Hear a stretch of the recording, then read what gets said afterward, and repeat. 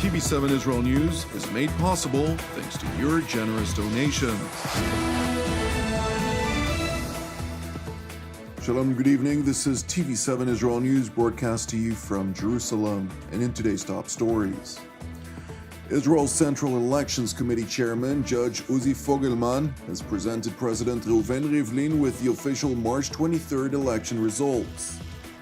A biannual international donors conference concluded in Brussels yesterday, aimed at raising financial support for UN-led humanitarian efforts for what the world body classifies as Syrian refugees. Intelligence officials tell TV7 that while there is no way for aid organizations to thwart jihadist groups from laying claim to goods entering Syria's Idlib governorate, hundreds of thousands of civilians are faced with real humanitarian distress. Israel's Central Elections Committee Chairman, Judge Uzi Fogelman, presented President Reuven Rivlin with the official March 23rd election results this morning. In a joint press conference at the president's residence in Jerusalem, Judge Fogelman asserted that all claims of irregularities were successfully dealt with and labeled the results to be a clear reflection of the vibrant opinions shared among Israel's diverse society. תוצאות הבחירות נקבעו על ידי אזרחי ישראל שיצאו להצביע, בחרו את נציגיהם לכנסת ה-24 ונתנו ביטוי להשקפותיהם השונות והמגוונות. כל זאת חלק מהשיח הפתוח שמאפשר את הדמוקרטיה הישראלית שבה אנו גאים. President Reuven Rivlin, for his part, highlighted the complicated situation in which Israel finds itself.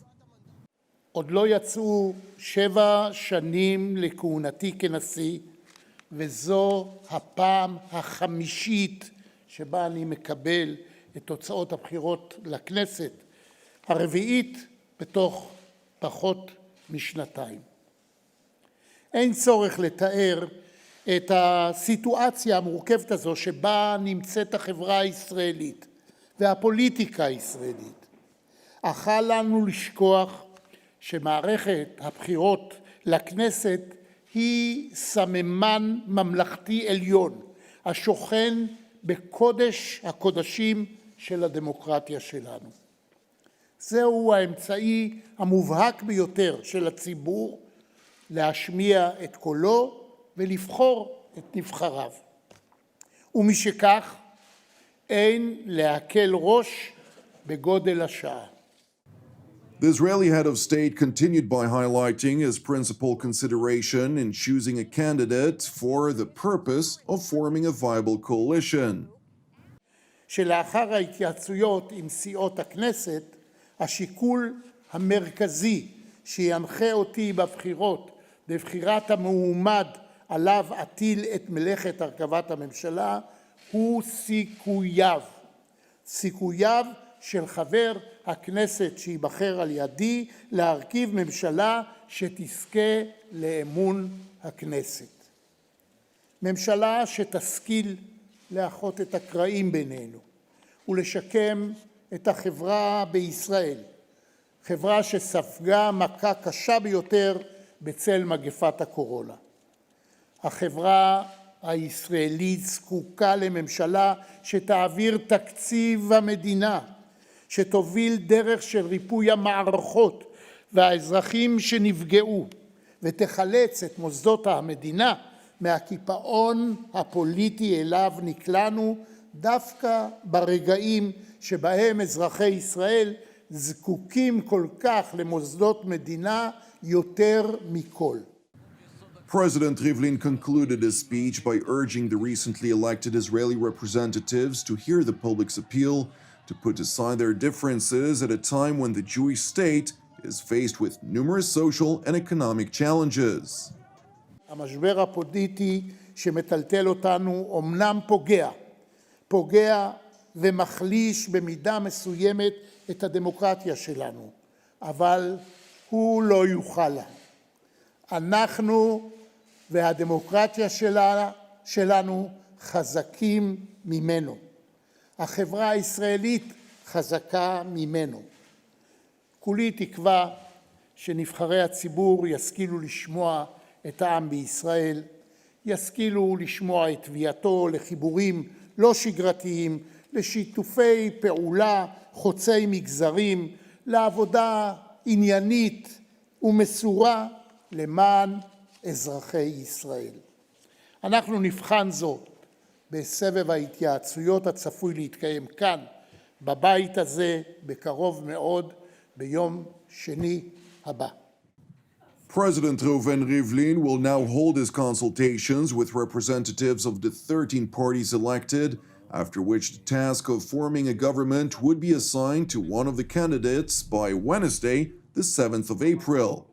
And while Jerusalem's political echelons are squabbling amongst themselves for the task of forming Israel's next government, despite analytical projections pointing to mounting prospects of a fifth round of elections being forced upon the Jewish state, unless an out-of-the-ordinary coalition would emerge, everyday Israelis are seizing the opportunity to joyfully exploit the recent easing of the outgoing government's COVID-related restrictions.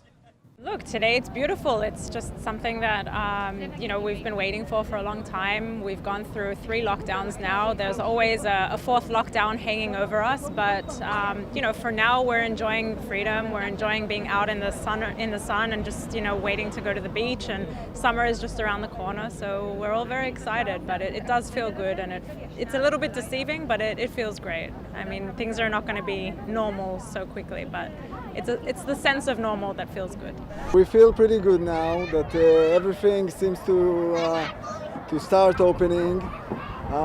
It's been a long time since we went outside the entire family, and it feels like we're coming back to life. It's very good. The kids had enough at home. They want outside. Turning to the Belgian capital, Brussels, where a biannual international donors conference aimed at raising financial support for UN-led humanitarian efforts for what the world body classifies as Syrian refugees has managed to allocate a total sum of 5.3 billion euros, equal to approximately 6.4 billion US dollars. I have the privilege of announcing the total pledge from this year's Brussels conference for Syria. The total pledge amounts to 5.3 billion euro, or 6.4 billion in US dollars, of which for 2021, 3.6 billion euro, or 4.4 billion in US dollars in grants, of which for 2022 and beyond, 1.7 billion euro, or 2 billion US dollars in grants. Alongside the 5.3 billion euros allocated, international financial institutions and donors have further pledged 5.9 billion euros, equal to roughly $7 billion in loans for Middle Eastern countries hosting Syrian refugees.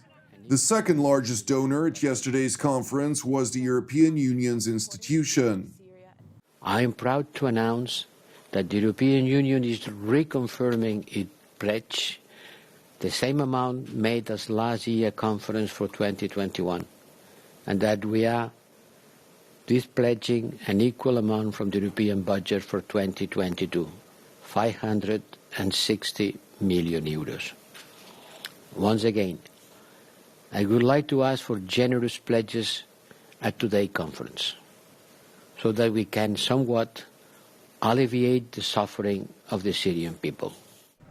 The biannual pledge by the European Commission, which amounts to 1.12 billion euros, equal to 1.31 billion US dollars, was made in addition to separate pledges by EU member states, which amounted to a total of 2.6 billion euros, of which Germany made the largest contribution of all, with 1.738 billion euros.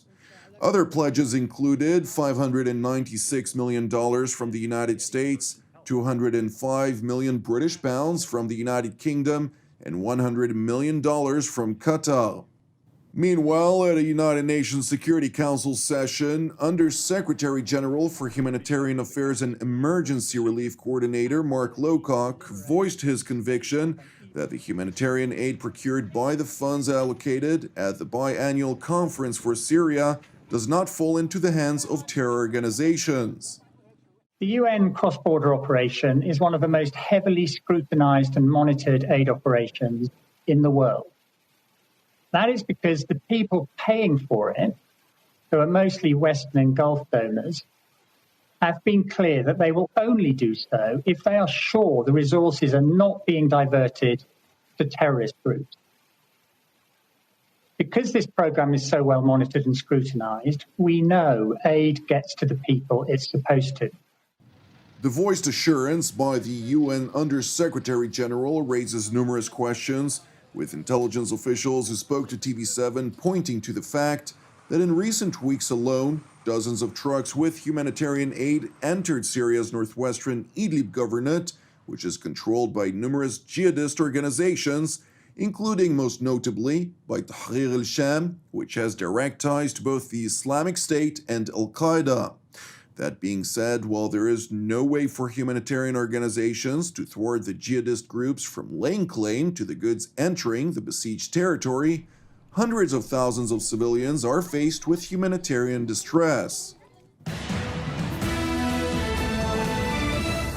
Thank you for watching us. As part of TV7 Israel's prayer initiative, I would like to encourage you today to join myself and the team here in Jerusalem to lift up Syria once more in prayer for its salvation and peace, alongside prayers for persecuted brothers and sisters around the world, in addition to our ongoing prayers for the peace of Jerusalem and the salvation of Israel. I'm Jonathan Heston, wishing you an Erev Tov v'Chag Pesach Sameach, and we will see you again tomorrow at the same time.